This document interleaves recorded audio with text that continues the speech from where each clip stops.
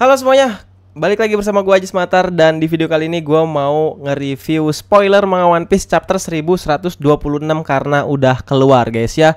Dan gue udah sempet baca semuanya, dan di chapter kali ini yang bakal rilis nanti di hari Minggu penuh dengan kejutan lagi ya. Oda Sensei memasak setiap chapter yang keluar selalu ada kejutan, gak ada basa-basinya, langsung duar.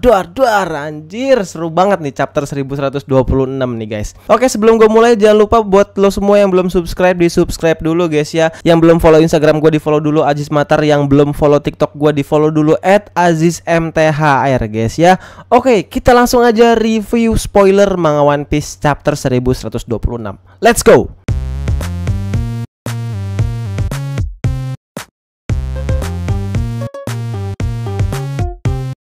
Manga One Piece chapter 1126 diberi judul kompensasi, dan di cover story kita masih bisa melihat perjalanan Yamato guys ya. Di sini Yamato lagi makan soba di Kuri, dan ada seorang gadis di warung soba yang ngasih tahu Yamato kalau teman-teman kerjanya udah menghilang. Chapter dimulai di kapal Elbaf, di mana kru topi jerami, raksasa dan yang lainnya melanjutkan pesta dan perayaan. Oimo dan Kashi menjelaskan kalau setelah apa yang terjadi di Water 7 2 tahun yang lalu, mereka berdua pergi ke Little Garden buat menyapa mantan kaptennya pada saat itu, yaitu Dory dan Brogy. Mereka menemukan Dory dan Brogy lagi bertarung karena senjata mereka hancur setelah menggunakan Hakoku untuk mengalahkan pemakan pulau. Jadi Dory dan Brogy tuh lagi berantem tangan kosong nih, pukul-pukulan karena senjatanya hancur setelah berusaha untuk menyelamatkan Luffy dan kawan-kawannya yang lagi mau dimakan sama ikan yang gede banget tuh, yang dikasih julukan pemakan pulau, dan efek sampingnya ya senjata mereka hancur. Oimo dan Kashi juga menyadari bahwa Dory dan Brogy nggak bisa menyelesaikan pertarungan mereka sampai mati tanpa senjata.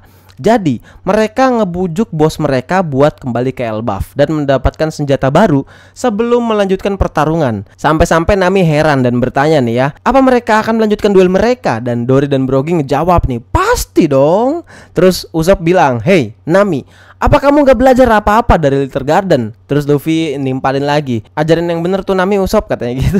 Terus di sini Sanji bilang kalau alkohol yang mereka minum itu cukup kuat. Salah satu raksasa bilang kalau itu adalah absinthe, anjir, bahaya banget namanya, yang disebut Green Fairy, dan mereka harus berhati-hati karena itu bahkan bisa menyebabkan halusinasi berlebihan. Oh, anjir, ini tokipannya lumayan juga nih, asik juga nih ya. Bonnie lagi duduk di pangkuan Kuma, dan kita bisa ngelihat sedikit senyuman di wajah Kuma. Akhirnya setelah sekian lama, setelah kita mengetahui seperti apa perjalanan keluarga kecil ini, Ginny, Bonnie dan Kuma, sekarang kita bisa melihat Kuma lagi mangku Bonnie, dan kita bisa ngelihat juga Kuma bisa tersenyum di sini. Gua penasaran nanti nextnya apa pergerakan yang akan dilakukan sama pasukan revolusi setelah tahu kalau Kuma berhasil diselamatkan sama topi jerami dan kawan-kawan. Terus Bonnie di sini ngomong, sekarang kita akhirnya bisa melihat Cakrawala bersama ayah. Anjas.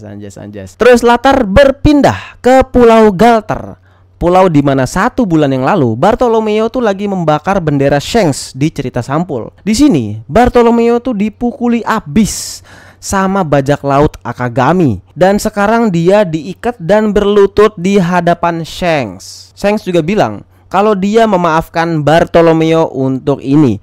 Kekuatan bendera bajak laut rambut merah akan turun, dan semua pulau dan teman-teman di mana benderanya berkibar akan dalam bahaya. Tuh. Jadi kenapa Shanks marah itu karena semua teman-temannya yang ada di pulau yang ada bendera Akagaminya tuh pasti bakal terancam lah keberadaannya, karena bajak laut kecil bakal bisa menyerang desa-desa atau pulau-pulau mantan mantan kekuasaannya Shanks dengan gampang gitu. Paham gak sih? Gue susah menjabarkannya guys. Intinya gitulah guys ya. Terus Bartolomeo meminta maaf sama Shanks pada akhirnya sambil nangis kesegukan lah intinya. Terus di sini Barto bilang, kamu benar sekali, aku sangat menyesal. Aku bahkan gak memikirkan itu.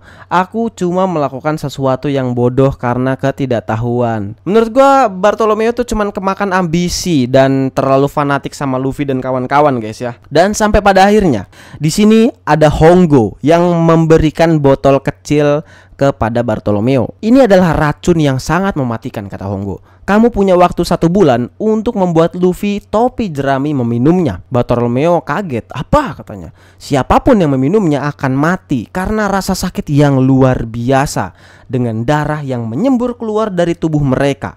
Bosmu harus bertanggung jawab atas apa yang kamu lakukan. Anjir. Ini ada perintah dari bawahannya Shanks langsung ke Bartolomeo untuk membunuh Luffy di sini. Terus bajak laut Bartolklep bilang, itu terlalu kejam. Luffy senpai dan para senpai lainnya tidak ada hubungannya dengan ini, katanya gitu. Tiba-tiba Bartolomeo mengambil botol racun dengan mulutnya dan meminumnya sendiri. Bajak laut Bartolklep, tidak bos, kamu akan berlumuran darah dan mati nantinya. Terus Bartolomeo bilang, inilah yang seharusnya. Di hadapan Shanks sambil berlutut gitu. Dan Shanks dan Batman mengamati adegan di sebelah Hongo. Dan Bartolomeo berbicara sambil menangis tuh guys. Luffy senpai tidak memberi kami bendera atau cawan persaudaraan. Untuk menanggungnya, kami hanya mengambilnya sendiri. Jadi ini gak ada hubungannya dengan Luffy senpai. Aku gak pengen bahkan sedetik waktu berharga para senpai terbuang pada orang seperti kami. Ini hanya insiden lain dari bajingan yang dengan bodohnya menantang Yonko dan membayar harganya tidak layak diberitakan. Bartolomeo juga mengatakan kalau dia pengen ngelihat Luffy senpai menjadi raja bajak laut, tapi sekarang dia nggak akan bisa ngelihatnya karena dia bodoh. Beruntung bagi Bartolomeo, isi botol itu bukan racun dan Shanks membiarkan mereka pergi. Waduh, dikasih napas nih sampai pada akhirnya Mas Shanks nih ya. Saat Going Luffy senpai ini berlayar dari pulau dengan kecepatan penuh, Bartolomeo mengatakan pada Gambia bahwa dia pikir Shanks adalah orang yang menakutkan karena status Yonko-nya. Tapi sekarang dia menemukan Shanks yang sangat naif. Bisa-bisanya ya, udah dibebasin sama seorang Yonko nih, dia malah ngeremehin gitu aja. Bener-bener nggak punya apa ya, nggak punya pikiran. Udah dikasih kasihan tapi malah ya kayak gitulah. Anjing, teman-teman udah minjem duit ngejekin lagi, bangsat loh. Dan pada saat yang sama kita bisa ngelihat Shanks nih tersenyum di Red Force di kapalnya nih guys. Backman tuh ngedeketin kaptennya sambil bilang, apa yang kamu senyumin bos? Anjas. Terus Shanks bilang, hanya ngebawa kebahagiaan bagiku memikirkan Luffy punya seseorang yang sangat peduli padanya. Wih, di samping melihat Bartolomeo yang tolol, Shanks tuh bahagia karena Luffy itu ternyata masih punya orang-orang yang sangat peduli sama dia. Kemudian tiba-tiba Yasop muncul di belakang Shanks dan Batman dan mengarahkan senapannya ke Going Luffy senpai. Yasop bilang gini, baiklah bos, minggir, business is business, kata Yasop gitu. Kemudian Yasop menembak dan menghancurkan kapal Bartolomeo dalam ledakan yang sangat besar. Kita bisa melihat kepala kapal Luffy ini hancur. Kemudian narator bilang, di dekat Pulau Gartel, kapal bajak laut Bartolomeo tenggelam dan nasib mereka tidak diketahui. Lalu latar pindah ke Pulau Hachinosu, pulau kekuasaannya sang Yonko Kurohige. Di sini Blackbird udah pulang ke Pulau Hachinosu dan sekarang dalam pertemuan dengan para nakamanya. Bajak laut di Hachinosu bersemangat dan siap untuk pergi mendapatkan One Piece bersama Teach. Di sini Pizarro mengendalikan tengkorak raksasa yang punya beberapa perban akibat serangan Garp dan Kobe. Terus ada Sanjuan Wolf yang ngebantu dengan rekonstruksi pulau. Dia ngemindahin bangunan kembali ke lokasi aslinya. Tapi pada saat yang sama dia menghancurkan lebih banyak bangunan karena ukurannya yang lebih besar. Nih tolol juga nih si Pizarro nih ya. Goblok. Pizarro lagi. Sanjuan Wolf. Terus Blackbird nih sangat marah terhadap Pizarro karena membiarkan Kobe dan Gecko Moria melarikan diri. Kobe itu sangat penting buat negosiasi dengan pemerintah dunia dan angkatan laut. Tapi pada saat yang sama, Blackbird nih sangat senang karena Kuzan berhasil menangkap Monkey di Garp. Disinilah jawaban tentang nasib Jichang Garp. Di sini Teach ketawa.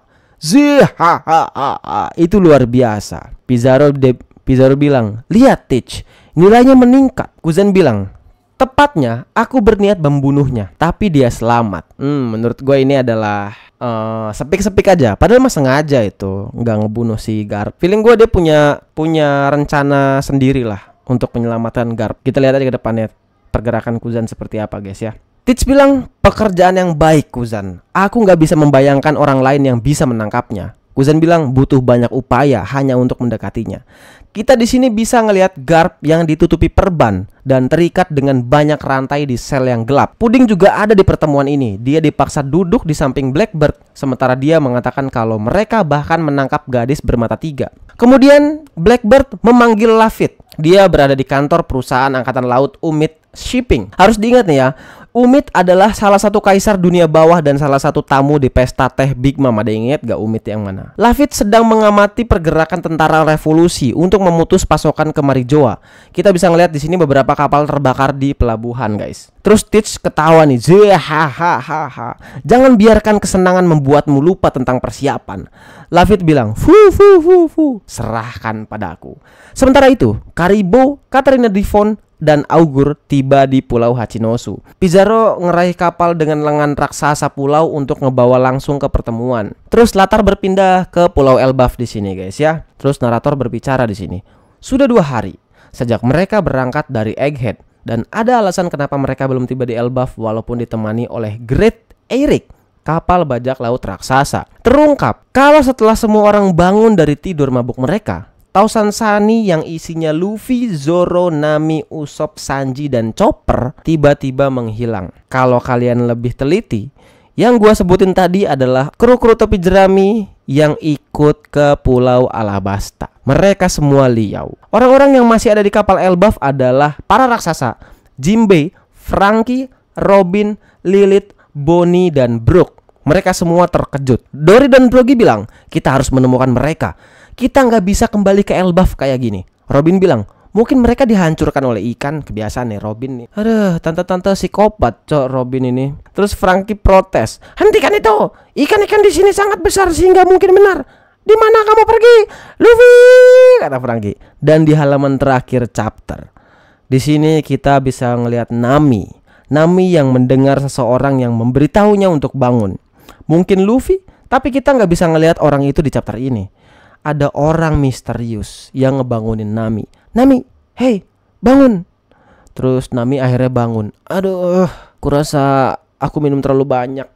Kayaknya gue kemabukan deh. Terus waktu Nami bangun, dia sadar kalau dia sedang sendirian di sebuah ruangan yang sangat besar, yang terbuat dari potongan Lego. Dia mengenakan pakaian prajurit Viking, dan dia ngebawa pedang di punggungnya. Sampai-sampai Nami kaget. Pesan dari editor. Tempat apa ini? Petualangan baru menanti. Dan di akhir chapter memberi informasi tentang manga One Piece minggu depan enggak libur. Jadi itu dia spoiler manga One Piece chapter 1126. Tungguin aja, gue bakal upload review manga One Piece versi resminya di hari Senin pagi, guys ya. Oke, jadi tungguin aja konten gue ke depannya. Jangan lupa subscribe, like, dan komen, guys ya. Bye-bye.